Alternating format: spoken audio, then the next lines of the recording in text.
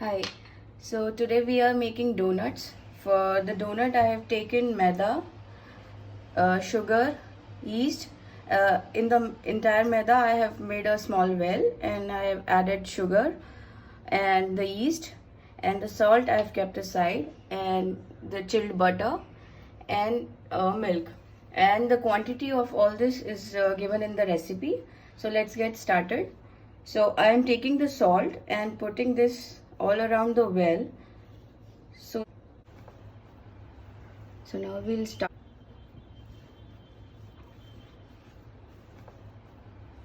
So now we'll start stretching out the dough, but not like tearing apart. This is the wrong method. The idea to do this is to create a gluten.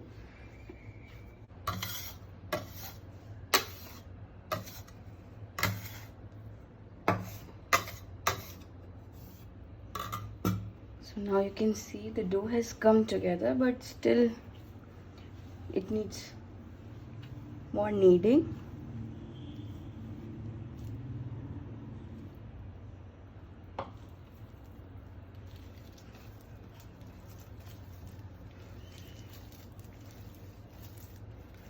So this has almost come together, and now I'll keep it aside and I'll take the butter and cream it over the base. So on the countertop I'm just creaming the butter because it is hard. This is needed to well incorporate. So now I'm taking the dough and again trying to incorporate entire butter into the dough.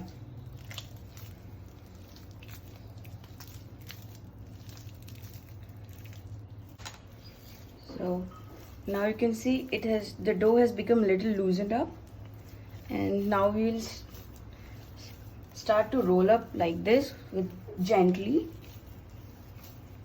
It doesn't need hard hands, just smoothly, lightly you have to roll it like this. This is also called as crisscross method. See, I'm just crossing it over to the other. So just a few seconds more and the entire butter shall get inside the dough. So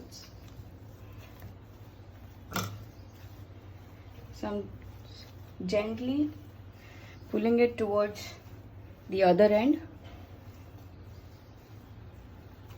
just to incorporate everything well and make it a smoother dough. Now you can see there is still, it's not very smooth, so you have to knead it for another minute or so.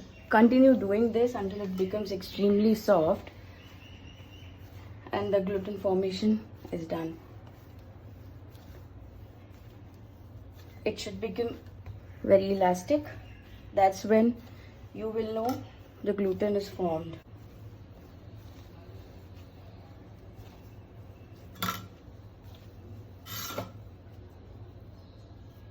Now you can see that tuck it in like this lightly, and then I'm going to put this inside a box and cover it up till it becomes double in the size. So the best way to ferment it is to keep it overnight. The slower the fermentation, the better the taste. So if you're keeping it in refrigeration, then cover it up with a cling foil or a cling wrap, that is called a transparent plastic sheet that comes. You have to cover it up totally with that and then keep it overnight in the fridge. Otherwise, if you want to make it immediately, then you have to keep it for 45 minutes to 1 hour in a warm place.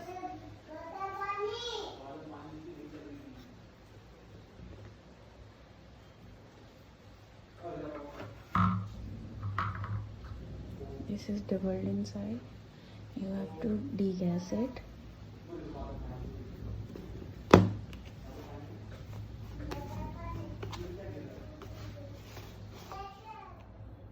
I'm going to divide this dough into half,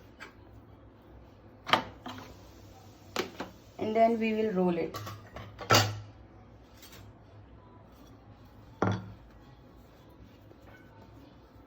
So gently make a roll. You have to be very, but yes, it is about half an inch. See, this is around half an inch. So here I have a donut cutter. If you don't have it, you can use a bottle cork or a bowl like this. And let's use this one first.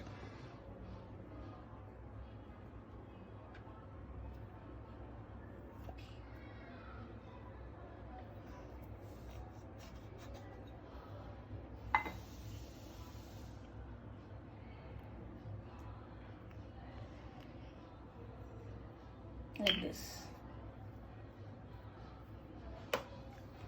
So here we go. You're done with the dough. So here's the first donut. Since I have this donut cutter, so I'll go quickly with this. See, it's more or less the same. So you don't have to worry if you don't have a donut cutter. See, there is hardly any difference. So I have here greased a bigger plate, and so till the time our donuts are being proofed, let us make the glaze. So I have taken 100 grams of chocolate compound, dark compound, and 100 grams of fresh cream, and I've melted them both separately, and now I'm going to mix them together. Okay, and give it a very nice mix until it becomes very smooth. Nice color and the texture of the chocolate glaze. Similarly, you can make white chocolate glaze. You can also make milk compound chocolate glaze, which is less bitter than the dark chocolate. So here you go. So I'm going to keep this in a refrigerator. Second proofing. You can see they have doubled in sizes. You see? Yeah. So, and I have now kept oil. I've normal sunflower oil to deep fry these. You can use any oil that has no fragrance, because if you use any fragrance oil, that might alter the taste of the donuts, so you don't want that. That's why use any refined oil that has no smell. Okay, so the oil is pretty hot. Okay, and I'm sorry, medium high. And then I'm going to gently pick the donuts very lightly, and gently I'm going to put them in the oil.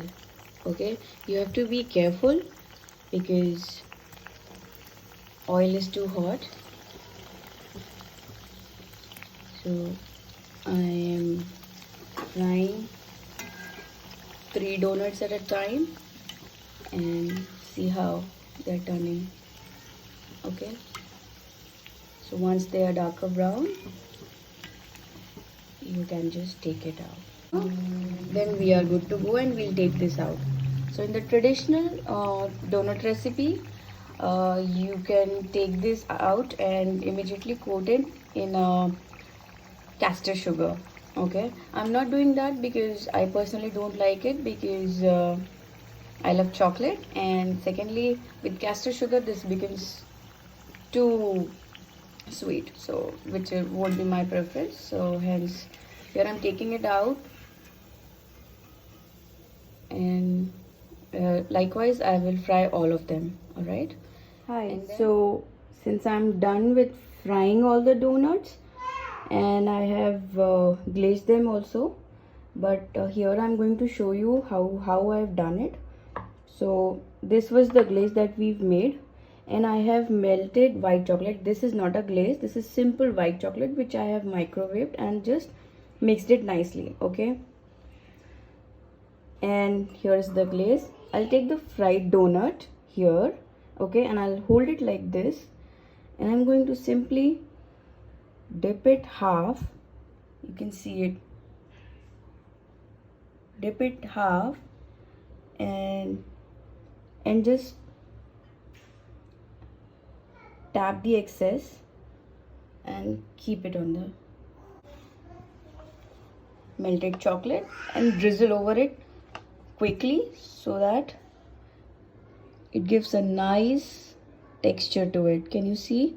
Looks beautiful. If you don't have white chocolate, you can use sugar confections also, like gems, and there are many confettis which are called as confettis. Decorative items are available on the market.